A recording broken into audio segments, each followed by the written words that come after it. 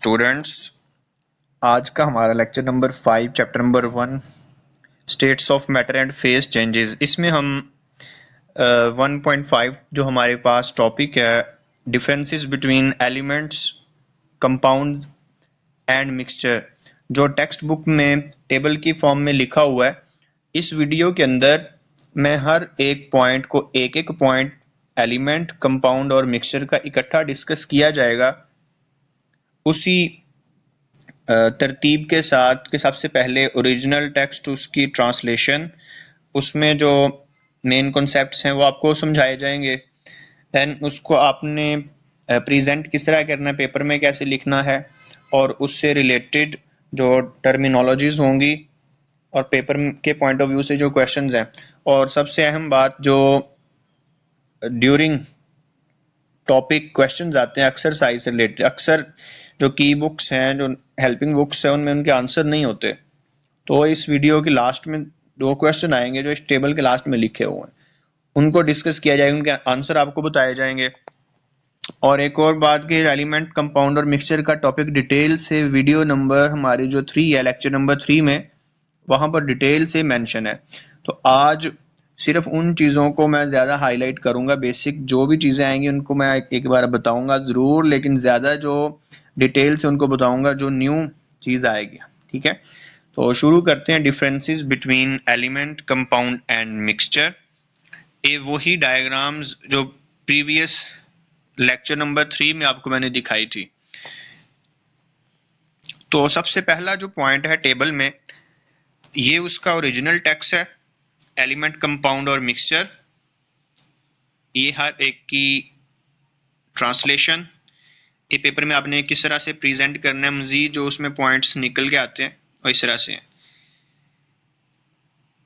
सबसे पहला जो पॉइंट है वो एलिमेंट से रिलेटेड है कि element is the simplest form of matter. ये मैंने लेक्चर नंबर 3 में भी बताया था। सिंपलेस्ट का मतलब है जिसको आप मजीद तोड़ नहीं सकते। मैंने एग्जांपल्स के साथ सारा समझाया था, उसमें आप वो वीडियो देख लें। इट इज़ प्योर सब्सटेंस, खालिस हालत में मिलेगा, इसमें किसी और एटम की मिलावट नहीं होगी। सेम काइंड ऑफ एटम्स, वो गोल्ड के एटम्स जो हैं वो सारे के सारे गोल्ड के होंगे। अगर एक भी एटम कोई और आ जाता है तो देन उसको आप एलिमेंट नहीं बोल सकते। कंपाउंड की जो फर्स्ट लाइन है वो भी यही है कि it is a pure substance, इसमें भी किसी और चीज़ की मिलावट नहीं होती। जिन एलिमेंट के एटम्स से ये मिलकर बनता है सिर्फ उसी के एटम मौजूद होंगे। यहाँ पर एक न्यू चीज़ हमने पढ़ी थी कि केमिकल कम्बिनेशन है। जो चीज़ें कंपाउंड में मिलकर जो कंपाउंड को बनाती हैं उनमें केमिकल रिएक्शन होता है, तब जाके वो कंपाउंड बनता है। और इसकी एग्जांपल कार्बन डाइऑक्साइड है। अगर मिक्सचर में देखें तो मिक्सचर में more than one type of elements और कंपाउंड मिक्स्ड, सिर्फ मिक्स होते हैं, कोई केमिकल रिएक्शन नहीं करते, जस्ट मिक्स होते हैं। इन एनी रेशो, किसी भी मिकदार में, किसी भी रेशो में, जब दो चीजें आपस में जस्ट मिक्स हों, कोई रिएक्शन ना करें, तो उसको मिक्सचर कहा जाता है। जैसे आपके पास एयर है, एयर जो हम सांस के जरिए अंदर लेके जाते हैं, इसमें ऑक्सीजन गैस भी है, नाइट्रोजन, कार्बन डाइऑक्साइड, इन सब की रेशो मुख्तलिफ है, इन सब की रेशो मुख्तलिफ है, तो इसको हम एयर बोलेंगे। और इसमें एरिया के साथ थोड़ा बहुत फ़र्क आ सकता है। इंडस्ट्रियल एरिया में कोई और गैसेज शामिल हो सकती हैं, तो इसमें ये कंडीशन नहीं है कि ये वाली गैस जो इतनी ज़्यादा होगी तब आप उसको एयर बोलेंगे, ऑक्सीजन ज़्यादा होगी, नाइट्रोजन ज़्यादा होगी। वैसे नॉर्मल जो कंडीशन है उसमें आपके पास जो एयर है वो होमोजीनियस अगर हो तो उसमें सबसे ज़्यादा नाइट्रोजन है, देन ऑक्सीजन, फिर बाकी गैसेज हैं। तो मिक्सचर में वो एटम्स और कंपाउंड्स जो उसमें मौजूद होते हैं वो कोई रिएक्शन नहीं करते। इसकी और एग्जांपल है कि आप पानी के अंदर नमक को मिक्स कर दें तो वो भी केमिकल रिएक्शन नहीं होता, जस्ट पानी और नमक आपस में मिक्स हो जाते हैं। Simplest form, pure substance, chemical combination, impure, ये इनकी मीनिंग्स। नेक्स्ट, दूसरा जो पॉइंट है, it is not possible to break down an element into simpler particles by ordinary chemical reaction. ये पढ़ते हैं अभी इसका original text, translation, a presentation. तो ये फर्स्ट लाइन में ये है कि आप एलिमेंट को सिंपल पार्टिकल जो उसके हैं उनमें तोड़ नहीं सकते बाय ऑर्डिनरी केमिकल रिएक्शंस। आम जो तरीके हैं रिएक्शंस हैं, आप उसकी मदद से एलिमेंट को उसके मजीद छोटे पार्टिकल में नहीं तोड़ सकते। मिसाल के तौर पे आप कॉपर की जो वायर है उसको अगर आप गर्म करते हैं तो वो ज्यादा से ज्यादा क्या होगा, मेल्ट हो जाएगा, किसी दूसरे एलिमेंट में तब्दील नहीं होगा। स्टेट चेंज हो सकती है, एलिमेंट चेंज नहीं होता। कंपाउंड के बारे में ये दूसरा पॉइंट ये है कि कंपाउंड में जो भी एटम एलिमेंट होगा वो फिक्स्ड रेशो बाय वेट आपस में अगर रिएक्शन करते हैं तब जाके वो कंपाउंड बनेगा। मैंने ये लास्ट वीडियो में भी फिक्स्ड रेशो क्या होती है डिटेल से बताया था कि अगर आपके पास H2O है तो इसको बनाने के लिए इसमें आपके पास हमेशा 2 हाइड्रोजन और रेशो इसकी बनेगी 1 ऑक्सीजन के साथ। ऐसा नहीं हो सकता 3 हाइड्रोजन आप मिला दें तो पानी बन जाए, ऐसा पॉसिबल नहीं है। या 2 ऑक्सीजन मिला दें तो वो पानी बन जाए, ऐसा पॉसिबल नहीं है। ये इनके एटम्स की रेशो है, ये याद रखना है कि ये इनके एटम की रेशो है 2:1। अगर मैस की रेशो निकालें तो वो मैंने प्रीवियस वीडियो में भी बताई थी कि हाइड्रोजन, ये फार्मूला है पानी का, तो हाइड्रोजन का मैस होता है 1 और इसमें 2 हाइड्रोजन है इसलिए 2। तो इसकी रेशो ऑक्सीजन के साथ अगर निकालेंगे तो ऑक्सीजन का मैस होता है 16। अगर हम इसको सॉल्व करें तो 2 1 जार 2, 2:16। इसका मतलब है कि बाय वेट अगर फिक्स्ड रेशो देखें तो पानी के अंदर 2:16 होती है। इसको मजीद अगर हम तोड़ें ये 2 पे डिवाइड हो जाते हैं, 2 1 जार 2 और रेशो 2 8 जार 16। तो सिंपल जो रेशो है वो है 1:8। इसका मतलब ये हुआ कि अगर आपने 1 मोल वाटर जो है वो बनाना है तो उसके लिए आपको 2 ग्राम हाइड्रोजन के अंदर 16 ग्राम ऑक्सीजन ऐड करनी पड़ेगी। या दूसरे लफ्जों में अगर 1 ग्राम हाइड्रोजन है तो उसमें 8 ग्राम ऑक्सीजन जो है वो हल हो जाएगी और वो कंपाउंड पानी बन जाएगा। इसका मतलब होता है फिक्स्ड रेशो। ये डिटेल से मैंने प्रीवियस वीडियो में भी बताया था। उसके बाद नेक्स्ट मिक्सचर के बारे में ये है बहुत इंपॉर्टेंट पॉइंट। ये लास्ट टाइम भी बताया था कि मिक्सचर में जो भी कंपोनेंट होता है उसकी आइडेंटिटी रिटेन होती है। बेटा इसमें जो भी आपको इंग्लिश में सिंपल वर्ड्स में चाहिए वो भी मेंशन है, उर्दू में एक्सप्लेनेशन मजीद चाहिए आप इसको पढ़ लिया करें। मैं सिर्फ उन चीज़ों को हाईलाइट करता हूँ कि जो उसमें छुपे बेसिक कॉन्सेप्ट्स हैं जिनके बगैर आपकी डेफिनेशन नामुकम्मल है, जिनको समझ लिया जाए तो वो काफ़ी है। अगर मजीद डिटेल के लिए आपने देखना है तो सारा कुछ यहाँ पर मेंशन होता है, आप पढ़ लिया करें उसको। रिटेन इट्स आइडेंटिटी, इसका मतलब ये है कि अगर फॉर एग्जांपल आप रेत के अंदर आयरन पाउडर मिक्स करें तो रेत रेत ही रहेगी, आयरन लोहे का पाउडर वो आयरन ही रहेगा, वो आपस में रिएक्शन नहीं करेंगे। आप उनको सेपरेट कर सकते हैं। तो इसका मतलब होता है रिटेन इट्स आइडेंटिटी। लेकिन अगर कंपाउंड की बात करें ना, जैसे हमने पीछे देखा हाइड्रोजन भी गैस है, ऑक्सीजन भी गैस है, लेकिन जब वो आपस में रिएक्शन कर लेती हैं उसके बाद पानी जो बनाती हैं वो लिक्विड होता है। तो उन दोनों की प्रॉपर्टीज और है और पानी की प्रॉपर्टी वो टोटली डिफरेंट है। कंपाउंड में जो न्यू चीज बनती है उसकी अपनी आइडेंटिटी उसके बनाने वाले एटम्स से, एलिमेंट्स से मुख्तलिफ होती है।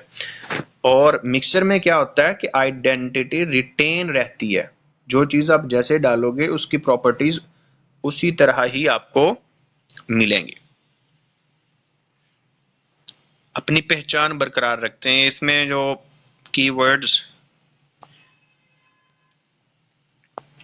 देन थर्ड आपके पास पॉइंट है एलिमेंट, कंपाउंड और मिक्सचर का, ये उसकी ट्रांसलेशन, देन प्रेजेंटेशन,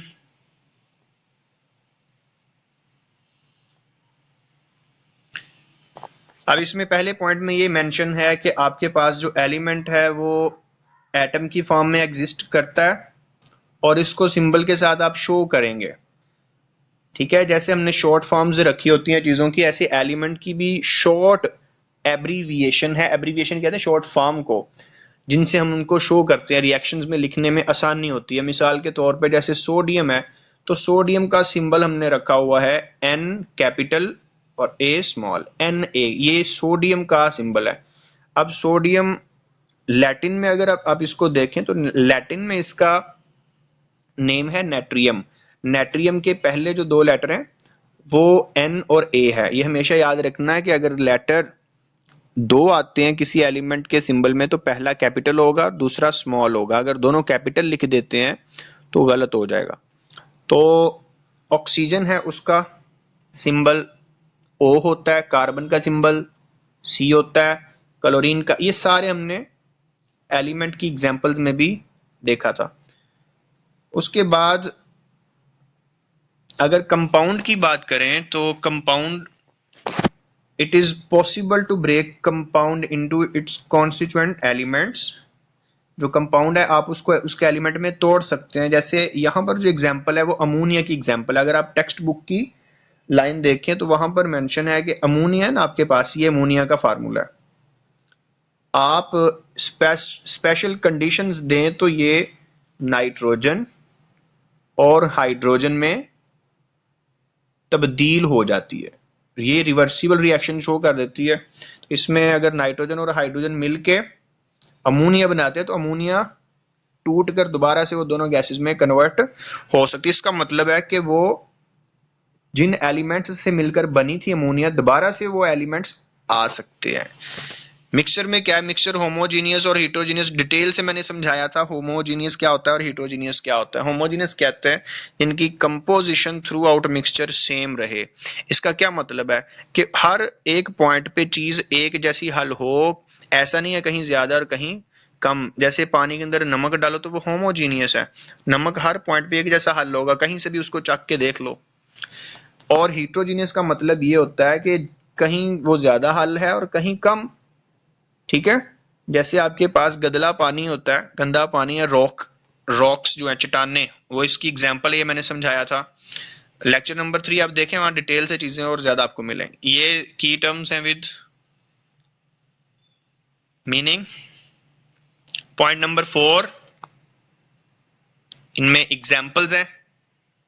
उसके बाद ट्रांसलेशन, ये प्रेजेंटेशन कि आपने ये जो पॉइंट नंबर 4 है इसको किस तरह करना है। इसमें सबसे पहले ये बताया गया एलिमेंट के बारे में कि एलिमेंट जो गैस की फॉर्म में पाए जाते हैं वो दो एटम इकट्ठे मौजूद होंगे, जैसे ऑक्सीजन है, नाइट्रोजन है, क्लोरीन है। लेकिन नोबल गैसेस जो हैं उनकी ये प्रॉपर्टी है कि उनका एक एटम भी अगर होगा ना तो फिर भी ये गैस की फॉर्म में एग्जिस्ट कर सकती हैं। नोबल गैसेस जो हैं उनका अकेला एटम गैस के तौर पे एग्जिस्ट कर सकता है और फ्री मूविंग गैसेस। तो ये मेंशन है यहाँ पर। मोनोटॉमिक का क्या मतलब होता है, जिसमें एक एटम हो। अभी मैंने यहाँ पर लिखा है ना हीलियम, हीलियम के नीचे यहाँ पर कुछ भी नहीं है, यहाँ पर कुछ भी नहीं लिखा हुआ, इसका मतलब है कि इसका एक एटम है। अगर यहाँ पर कुछ नहीं लिखा तो एक एटम, इसको मोनोटॉमिक मॉलिक्यूल। मॉलिक्यूल तब बोलेंगे जब वो ऐसे फ्री स्टेट में आजादाना घूम सके, तो ये गैसेस के तौर पे आजादाना मूव कर सकती हैं। उसके बाद कंपाउंड की प्रॉपर्टी ये है कि उसकी जो कंपाउंड है उसकी अपनी प्रॉपर्टी एलिमेंट्स से मुख्तलिफ होगी। मैंने पहले बताया हाइड्रोजन गैस है, ऑक्सीजन ये भी, इसमें भी दो एटम होते हैं, ये भी गैस है, लेकिन इससे जो आगे पानी बनेगा वो लिक्विड होता है। तो ये प्रॉपर्टी जो कंपाउंड बन रहा है पानी, वो दोनों बनाने वाले एलिमेंट्स से मुख्तलिफ है। इसको कहते हैं कि डिफरेंट फ्रॉम एलिमेंट्स। जैसे यहाँ पर एक और एग्जांपल है कि खाने का जो नमक होता है NaCl, उसको हम खा सकते हैं, महफूज है। लेकिन सोडियम और क्लोरीन अलग अलग अगर आप इसको खाना चाहो, ये तो बहुत ज्यादा टॉक्सिक है। सोडियम धमाका खेज रिएक्शन देगा, क्लोरीन भी बहुत ज़्यादा टॉक्सिक है अलग अलग। तो अगर ये कंबाइन हो जाए तो आपके पास खाने का नमक बन जाता है। उसके बाद मिक्सचर के बारे में ये मेंशन है कि मिक्सचर के अंदर जो भी कंपोनेंट्स होते हैं वो केमिकली बाउंड नहीं होते, सेपरेट होते हैं, और अपन उनको फिजिकल मेथड से सेपरेट कर सकते हैं। फिजिकल मेथड कौन कौन से होते हैं जिनमें केमिकल रिएक्शन कोई नहीं करवाते आप? मिसाल के तौर पे फिल्ट्रेशन है, जैसे आप छन्नी से चाय वगैरह छानते हैं तो वहां पर पत्ती ऊपर रह जाती है और लिक्विड नीचे। इवेपोरेशन, जैसे पानी के अंदर नमक है, आप ये चाहते हैं नमक सेपरेट हो जाए, पानी को इवेपोरेट कर दो, खुश्क कर दो, गर्म कर लो, वो इवेपोरेट हो जाएगा, सारा उड़ जाएगा बखरात की शक्ल में, वेपर्स की शक्ल में, नमक बाकी रह जाएगा। डिस्टिलेशन क्या होता है? जब दो लिक्विड्स आपस में हल हो, जैसे आपने अल्कोहल और पानी को आपस में हल कर दिया है, अब वो रिएक्शन नहीं करेंगे, वो जस्ट मिक्स हुए, आप चाहते हैं कि अल्कोहल इसमें से सेपरेट हो जाए, मतलब दो लिक्विड्स हैं। डिस्टिलेशन मेथड क्या होता है? आप उनको गर्म करें थोड़ा सा, जिनका बॉइलिंग पॉइंट कम होगा, जैसे अल्कोहल है 78 पर वो बॉयल होता है, तो जैसे 78 टेम्परेचर आएगा वो अल्कोहल उसमें से बाहर निकल आएगी, आप उसको कलेक्ट कर लेंगे एक पाइप के थ्रू, और पानी जो है बाकी रह जाएगा। इसको कहते हैं डिस्टिलेशन। उसके बाद मैग्नेटिक सेपरेशन क्या होता है? मैग्नेटिक सेपरेशन जो है, इसमें मकनातीस का इस्तेमाल होता है, मैग्नेट का यूज होता है। ये प्रीवियस वीडियो में मैं बताया था मैंने, उसमें लेक्चर नंबर 3 में, कि आप सैंड के अंदर आयरन का पाउडर फिल कर लें, मिक्स कर दें, उसके बाद एक बार मैग्नेट लेके आए, उसके अंदर उसको घुमाए, उसके पास लेके जाए, जितना भी आयरन पाउडर होगा, आयरन फिलिंग होगी, वो सारी उसके साथ अटैच हो जाएगी। इसको कहते हैं मैग्नेटिक सेपरेशन। तो ये टेक्निक्स आपकी बुक में तो नहीं लिखी है, लेकिन आपके लिए जानना जरूरी है कि फिजिकल मेथड्स कौन से हैं जिनकी मदद से आप चीजों को सेपरेट कर सकते हैं। ये की टर्म्स